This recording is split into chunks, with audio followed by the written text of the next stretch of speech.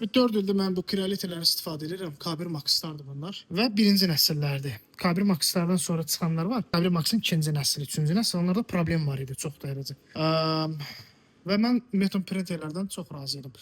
Əlbəttə ki, xarab olanda olur, düzəltmək lazımdır. Elə bir ki, maşındır da, cihazdır bu.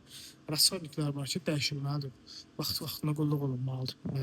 Yağlanmalıdır, nə bilim, təmizlənməlidir. Rasxodniklər var ki, onlar dəyişilməlidir müəyyən vaxt səviyyəsində. Əlavə olaraq da bu gün özümə bir dənə yenisini aldım. Bu K2 Pro-dur, kombo versiyasıdır. Bu da 30 santim, 30 santiyadır, böyük printerlərdən biridir.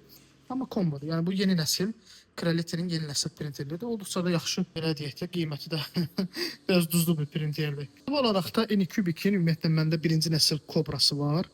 Günü bu gün də istifadə edirəm. Cobra 1-dir bu. Özünü yaxşı göstərib ümumiyyətlə. Bu harasa bir 5 ildir məndədir bu. 5 il ərzində cəmi cümlətəni bir dənə motor dəyişildi.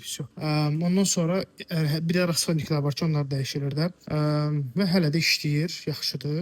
Və sonra onun ikinci nəsli olan Cobra 2 Max-lar var, hansı ki, bu 2 dənə printer. Bunlar da yaxşı printerlərdir, amma bir dənə nüanslar var ki, işıq sönəndə davam eləmirlər. Bu nöqteyi nəzərdən yenisini aldım. Anycubic Cobra 3 Max. Bu 3-cü nəsil Max-dır.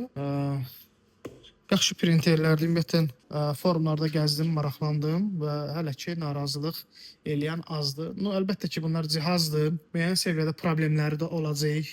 Sadəcə o da problemləri düzəltməkdən ötürü gəlib bacarasan. Bu da bizim əlimizdən gəlir. Düzəldə də bilirik, remont da eləyə bilirik. Yəni ona görə də bizim üçün problem deyil. İşləyəcək yəni.